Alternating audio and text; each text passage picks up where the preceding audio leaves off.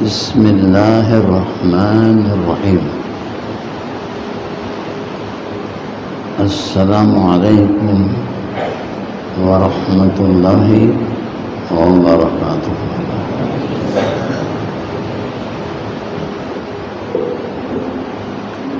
الحمد للہ رب العالمین والصلاة والسلام علی رسولہ الکریم، اما بعد۔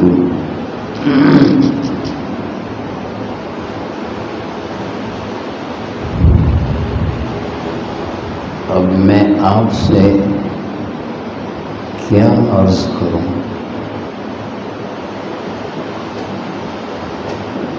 اس وقت دنیا میں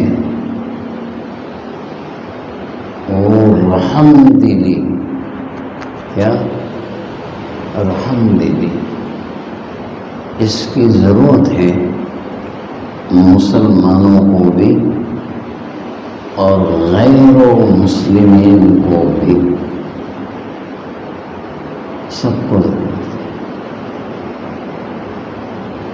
اس لیے جب آپ یہاں سے جائیں تو کوئی غیر مسلم ہو، کوئی کافر ہو، کوئی آدیواسی ہو، کوئی ہریجن ہو، کوئی بھی ہو، سب اللہ سبحانہ و تعالیٰ کے بندے ہیں، ان کی مخلوق ہیں، ہم ان کے ساتھ رحم دلی کا برتاؤ کریں گے بھائی جی۔ وہ چائے پلاوے تو کریو ورنہ مت کریو۔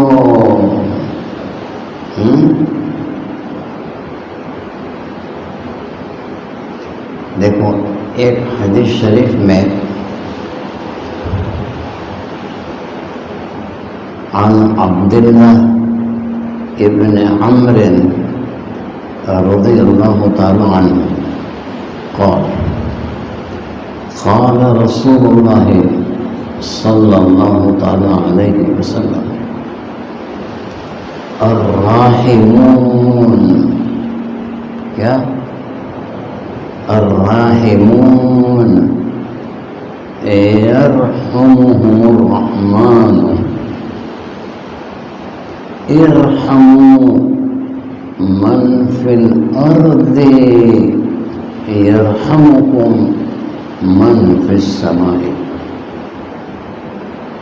عربی جانتے ہو جی؟ تو آپ سے بھی ہم زیادہ عربی جانتے ہیں۔ آپ کو تو ایک دو حدیث شریف یاد ہوگی، ہم کو تو پوری بخاری شریف، پوری مسلم شریف، پوری ترمذی شریف سب یاد۔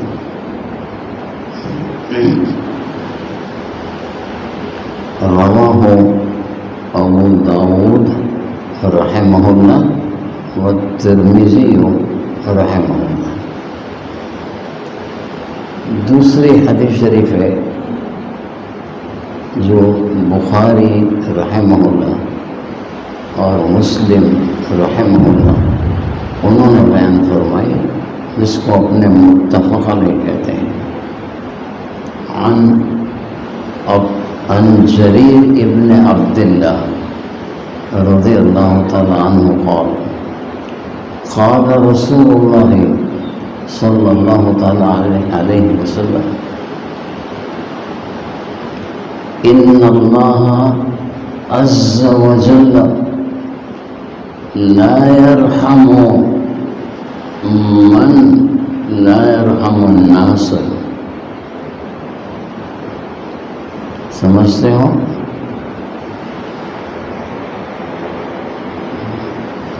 میں اس کا ترجمہ کروں گا، کوئی غلطی ہو تو سدھار لینا بس۔ میں اپنے ایک دو قصے بھی سنا دوں۔ میں راندیر جا رہا تھا، کہاں؟ راندیر۔ تو سورت اسٹیشن پر اترا تو راندیر جانے کی رکشہ میں بیٹھا کنارے پر. پھر ایک نوجوان ہندو لڑکا وہ میرے پاس آ کر بیٹھا. اب یہ رکشہ والے جگہ جگہ کوئی ہاتھ کرے تو کھڑی کرتے ہیں. اتنے میں تھوڑی رکشہ چلی، کسی نے ہاتھ کیا تو رکشہ کھڑی رہی. اب وہ ہاتھ کرنے والا بھی ہندو تھا، بلکہ پجاری تھا. اس کے ہاتھ میں تھیلے تھے، تو وہ تھیلوں کے سمیت بیچارے کو رکشہ میں چڑھنا مشکل تھا. تو میں نے وہ ہندو لڑکے سے کہا کہ ان کی تھیلیاں لے لو تاکہ یہ بیچارہ چڑھ سکے،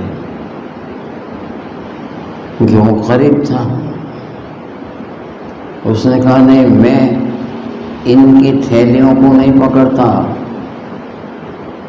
تو پھر میں یوں ہوا اور اس کی تھیلیوں کو میں نے پکڑا اور وہ چڑھ گئے. سنتے ہو یہ رحم دلی. اب جب رام نگر آیا تو رام نگر کا تھا جو راندیر کے قریب ہے.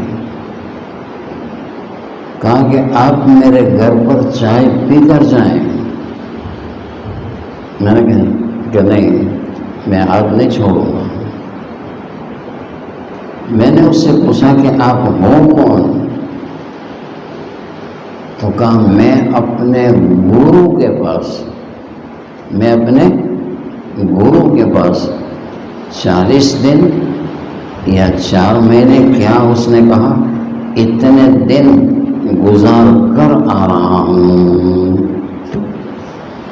تو بڑا پجاری ہو گیا کہ نہیں؟ اس نے اپنے عمل کو دیکھا کہ نہیں دیکھا؟ بھائی بولو نا، آپ بھی ایسا کرو گے؟ نہیں کہو کہ ہم تو بڑے لوگ ہیں اس لیے ہم اپنے تھیلیوں کو دوسروں سے مسکوائیں گے. ہم نہیں مسکیں گے کسی کو، ہم لوگوں کو سنائیں گے، ہم کسی کی نہیں سنیں گے. ایسا کرو گے؟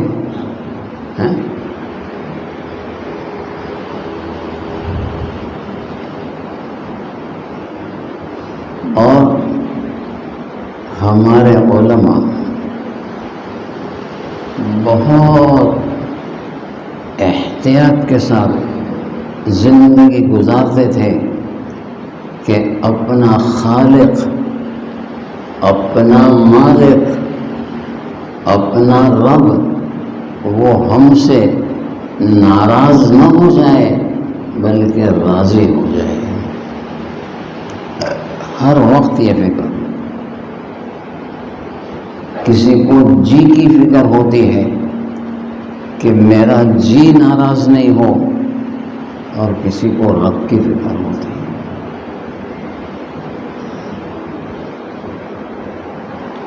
تو میں نے کسی کتاب میں پڑھا تھا حضرت یحییٰ اندلسی رحمہ اللہ، بہت بڑے شیخ الحدیث تھے. وہ اندلس میں حدیث شریف کا سبق پڑھا رہے تھے. تو انہوں نے طلباء سے اعلان کیا کہ 1 مہینے کی چھٹی، مجھے ذرا کام ہے. تو طلباء نے پوچھا کہ حضرت ایسا بڑا کام کیا ہے کہ آپ 1 مہینے کی چھٹی؟ تو کہا کہ ہاں، قیروان یہ افریقہ کا ملک ہے، وہاں یا تو پڑھتے تھے یا پڑھاتے تھے. تو وہاں یہ جو سبزی بیچنے والا ہے اس کے 8 یا 10 درہم میرے ذمے باقی ہے، وہ مجھے دینے کے لیے جانا ہے۔ آپ نے کریے میں اپڑی تھی تھسے بولتا نہیں تمہیں، زبان سے کہ نہیں تمہارے پاس ہے جی؟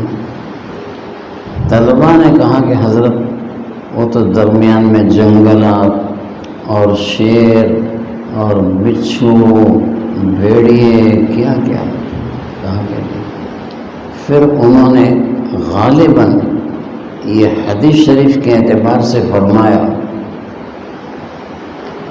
کہ کسی کا 1 درہم اپنے ذمے نکلتا ہو اور آدمی وہ 1 درہم ادا کرے تو 1,00,000 درہم کا ثواب ملتا ہے۔ کتنا؟ 1,00,000۔ سنتے ہو؟ کرو گے انشاءاللہ۔ پھر میں نے شاید پہلے بھی کہا تھا کہ میں دبئی اترا، ایئرپورٹ پر مسجد میں گیا، وہاں ایک عربی رسالہ تھا، میں نے کھولا تو اس میں جو ایک بات لکھی ہوئی تھی وہ بھی میں آپ کے کانوں میں ڈال دیتا ہوں۔ ایک کان کیا ہے جانتے ہو؟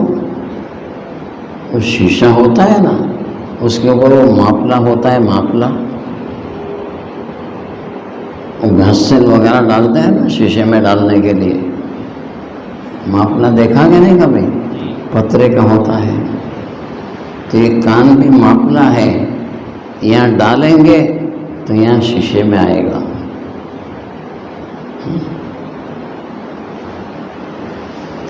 تو اس میں ایک حدیث شریف لکھی ہوئی تھی کہ ایک موقع پر صحابہ بھی تھے رضی اللہ عنہ،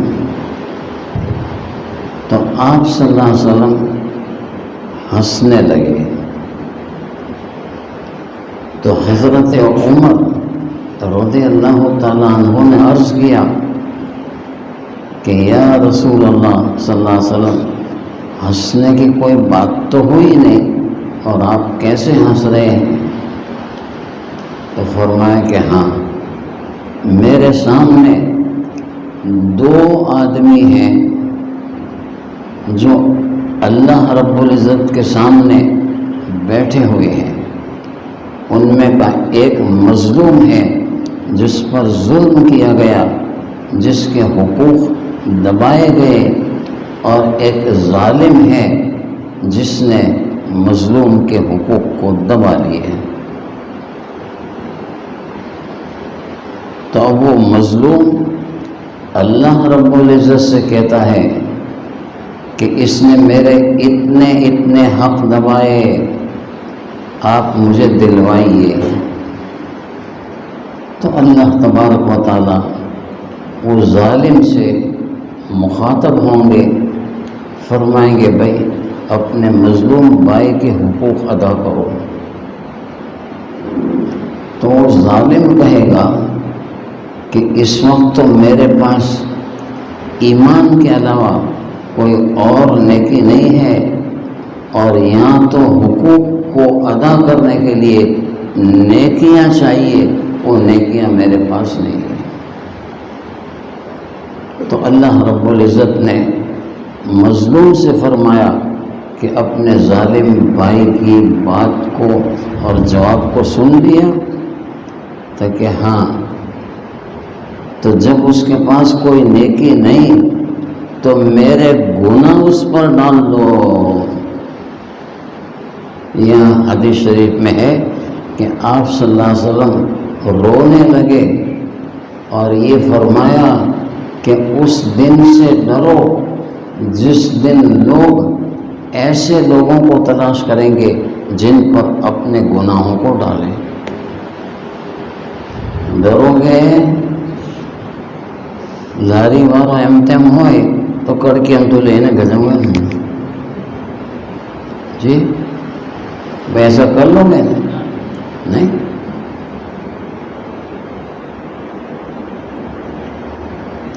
میں اپنے استاد مولانا اجمیری صاحب رحمۃ اللہ علیہ کے ساتھ مدرسے سے ان کے گھر پر جا رہا تھا.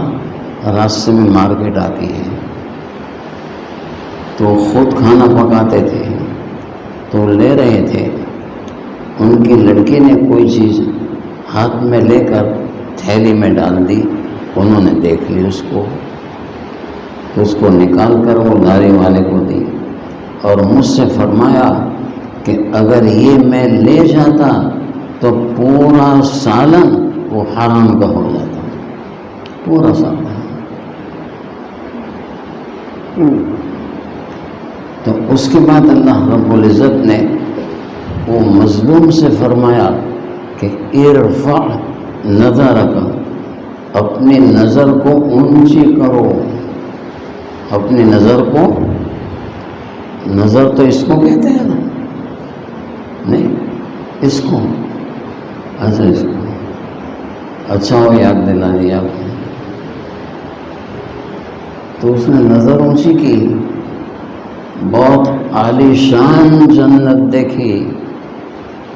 تو مظلوم اللہ رب العزت سے کہنے لگا کہ یہ جنت آپ نے کس نبی کے لیے بنائی؟ بہت بڑی جنت. کہا کسی نبی کے لیے. کہا کس صدیق کے لیے بنائی؟ کہا نہیں. کس شہید کے لیے بنائی؟ کس صالح اور کس نیک بندے کے لیے بنائی؟ تو کہا نہیں. جو اس کی قیمت ادا کرے اس کے لیے میں نے بنائی ہے. تو مظلوم کہنے لگا کہ اس کی قیمت ادا کرنے کی تو کسی میں بھی طاقت نہیں ہے. تو کہنے تجھ میں طاقت ہے. کس میں؟ مظلوم میں. کس میں؟ مظلوم میں. تو مظلوم کہنے لگا کہ مجھ میں اتنی بڑی جنت کی قیمت ادا کرنے کی طاقت تک ہے. ہاں کیسے؟ تو کہا تم اپنے ظالم بھائی کو معاف کر دو، یہ اس کی قیمت ہے. سنتے ہو، سننے کے بعد سمجھتے بھی ہو، ورنہ کتنے طالب علم ماشاءاللہ بہت نیک بخت ہوتے ہیں، وہ جو سنتے ہیں لیکن اندر نہیں ڈالتے، یہی نکل جی. تو اس نے معاف کر دیا. اللہ تعالیٰ نے فرمایا کہ جاؤ جنت میں اور اپنے بھائی کو بھی لے جاؤ، کیونکہ اب تم نے اس کو معاف کر دیا. یہاں علماء لکھتے ہیں، یہ بات غور سے سنو، کیا لکھتے ہیں علماء؟ کہ اس مظلوم نے اتنی بڑی جنت دیکھنے کے بعد اپنے ظالم بھائی کو معاف کیا. اگر بغیر جنت دیکھے دنیا میں اپنے ظالم بھائی کو معاف کر دیتا تو کتنی بڑی جنت ملتی.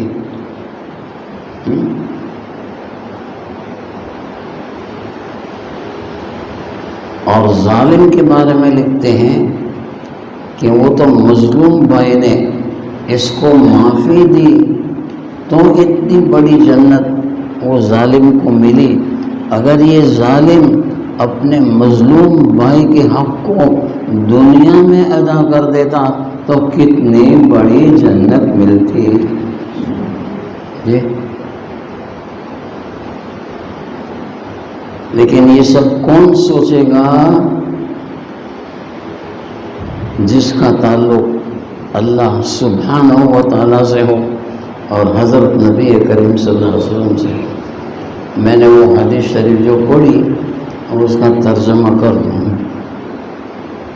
کیونکہ وہ تو ہم سمجھ گئے، ہم تو عربی کے بہت اعلیٰ درجے کے خان ہیں. حضرت جریر ابن عبداللہ رضی اللہ عنہ فرماتے ہیں کہ آپ صلی اللہ علیہ وسلم نے ارشاد فرمایا کہ اللہ سبحانہ و تعالی اس آدمی پر رحم اور مہربانی نہیں کرتے جو لوگوں پر رحم اور مہربانی نہیں کرتا ہے. کرو گے غیر مسلم ہو، ہندو ہو، ہریجن ہو، کوئی بھی ہو، رحم.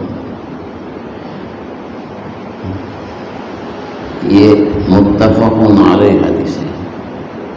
اور دوسری حضرت عبداللہ ابن عمر رضی اللہ تعالیٰ عنہ، الراحمون یعنی بہت رحم کرنے والے، تو یرحمہ الرحمن، ان پر اللہ رب العزت رحم فرماتے ہیں. ویسے تو الرحیم بھی آتا ہے، الرحمن بھی آتا ہے، دونوں کا ترجمہ عام طور سے کیا جاتا ہے کہ بھائی بڑا مہربان، نہایت رحم کرنے والا وغیرہ وغیرہ. لیکن ایک مولانا نے الرحمن کا ترجمہ کیا ہے جو سب پر مہربان، جو سب پر مہربان. یرحمہم الرحمن. اس کے بعد فرمایا آپ صلی اللہ علیہ وسلم نے کہ تم زمین والوں پر رحم کرو تو اللہ رب العزت تمہارے اوپر رحم کریں گے. ہمیں ہر حالت میں کس سے لینا ہے؟ بھائی کس سے لینا ہے؟ اسی سے لینا ہے. جو کچھ لینا ہے اسی سے لینا ہے. اور اپنے کو قرآن کریم کی روشنی میں اور حدیث شریف کی روشنی میں اپنے آپ کو بنانا ہے. میں تو اکثر کہا کرتا ہوں کہ اس وقت امت کو قرآن کریم کی آیات کریمہ کا ترجمہ سنانے کی ضرورت ہے اور احادیث شریفہ کا ترجمہ بھی سنانے کی ضرورت ہے. سمجھ میں؟ اب لمبی لمبی تفسیر کرو تو ان کے پلے کچھ پڑے گا نہیں. وہ سورہ تبارک میں ہے غالباً. کلما القی فیہا فوج سألہم خزنتها الم یأتکم نذیر قالوا بلی قد جاءنا نذیر لیکن فکذبنا وقلنا ما نزل اللہ من شیء ان انتم الا فی ضلال مبین. تو کل وہ کہیں گے جنت جہنم کو دیکھ کر یہ سب چیزیں ایسی تھیں تو آپ کسی کو بیچتے، وہ ہمیں بتلاتے. تو ممکن ہے اللہ تعالیٰ پوچھیں گے کہ وہ جو کنتھاریا سے بچے فارغ ہوئے تھے وہ آپ کے پاس پہنچے نہیں؟ تو کہا نہیں، ہم ان کو لاری پر دیکھتے تھے آلو پوری کھاتے ہوئے، لیکن انہوں نے کبھی ہمیں جنت نہیں بتلائی، جنت میں جانے کا راستہ نہیں بتلایا، جہنم نہیں بتلائی اور جہنم سے بچنے کا راستہ بھی نہیں بتلایا. اس لیے ہمارے ذمے ہے جب ہم علماء ہوئے بتلاتے چلے جاؤ. ٹھیک سمجھ گئے؟ میں اکثر سناتا تو نہیں ہوں کیونکہ ہم کو ڈر بہت لگتا ہے ہندوؤں کا. تو میں یہاں ایک مندر ہے بہت بڑا بھروچ میں، اکثر دھام. تو گاندھی نگر میں کچھ ہوا تھا نا، تو اس کی تعزیت کے لیے یہ دوسرے نمبر کا مندر ہے اور مہنت ہے، وہاں گیا تھا تعزیت کے لیے۔ تو جو ابھی 2-3 دن ہوئے تھے، جب میں گیا تو لوگ ایک، اور وہ آرتی کا ان کا وقت تھا، 10-15 ہزار آدمی اندر تھے۔ تو ایک دم آواز آنے لگی کہ آتنکوادیوں آئیوات مارو، میں کو مر ہی گیا۔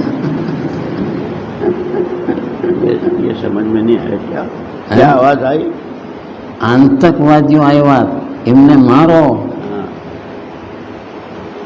تو میں نے ان سب سے کہا کہ آپ جلدی نہ کرو، مہنت کو فون کرو کہ مولانا یعقوب آئے۔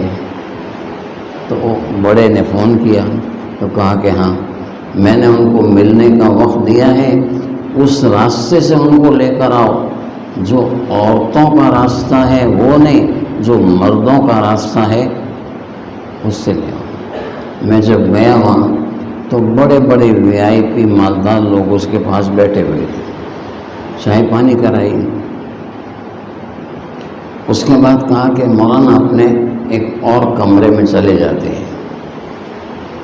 تو ہم ایک اور کمرے میں گئے، اس کی کھڑکیاں کھلی تھیں، کھڑکیوں میں سے میں دیکھ رہا تھا کہ چاروں طرف آدمی وہ گن لے کر گھوم رہے تھے، کیونکہ ان کو تو معلوم نہیں کہ یہ کون ہے، ہمارے مہان کو کہیں مارنے کے لیے تو نہیں ہے۔ پھر وہ مورتی تھی سامنے، تو سب سے پہلا جملہ میں نے ان سے یہ کہا کہ ہمارے بدن کے ٹکڑے ٹکڑے ٹکڑے کیے جائیں تو بھی ہم ان بتوں کی پوجا نہیں کر سکتے ہیں۔ مندر میں اس نے کہا کہ ہم مورتیوں کی پوجا نہیں کرتے، اس میں ایشور آتے ہیں ان کی کرتے ہیں۔ میں نے کہا میری بات کا جواب مت دو۔ تو 1.5 گھنٹہ اس نے جنت جہنم سب بیان سنا، کچھ بولا نہیں اس کے۔ پھر ہم وہاں سے چلے، کیا پھر وہاں سے ہم چلے آئے۔ تو غیروں میں بھی تبلیغ کرو گے کہ نہیں بچوں؟ جی تبلیغ کرو غیروں میں، ٹھیک ہے مولانا؟ وآخر دعوانا ان الحمد للہ رب العالمین، سبحانک اللہم ربنا وبحمدک نشہد ان لا الہ الا انت وحدک لا شریک لک نستغفرک ونتوب الیک من کل ذنب۔ معزز سامعین، حضرت اقدس شیخ الحدیث صاحب دامت برکاتہ نے بہت ہی اہم بات کی طرف ہماری آج کے زمانے کے حالات کو پیش نظر رکھتے ہوئے بھی نشاندہی فرمائی ہے۔ نبی علیہ الصلوۃ والسلام کے فرمان کی روشنی میں ہمیں خود امت مسلمہ اور خود امت دعوت اور امت اجابت ہر ایک کے ساتھ رحم و کرم کا برتاؤ کرنا چاہیے، اور ہمیں اپنے آپ کو نبی علیہ الصلوۃ والسلام کا سچا جانشین اور ان کا وارث ہے اس کا ثبوت پیش کرنے کی ضرورت ہے۔ حضرت اقدس مولانا احمد ڈار صاحب دامت برکاتہ جو ہمارے روحانی میں رہبر ہیں اور ہمارے مربی ہیں، زمانے کی رفتار پر آپ کی بھی نظر ہے اور آپ اہل بصیرت میں سے ہیں۔ بڑے ہی ادب اور احترام کے ساتھ ہم حضرت کی خدمت میں پیش کرتے ہیں کہ حضرت حاضرین جلسہ کو اپنے روح افزا خطاب سے فیضیاب فرمائیں۔ کچھ ایسی بے خوبی ہے تیرے انتظار میں، کچھ ایسی بے خوبی ہے تیرے انتظار میں، تصویر بن چکا ہوں تیرے انتظار میں، آہٹ پہ کان در پہ نظر دل میں اشتیاق، آنکھوں کے اشک تھم گئے تیرے انتظار میں۔ اور حضرت ہی کی دعا پر مجلس کا اختتام ہوگا۔ اور پھر ایک خاص بات یہ ہے کہ باہر سے تشریف لائے ہوئے مہمانان ہمارے مقام میں ہمارے طرف یقین ہے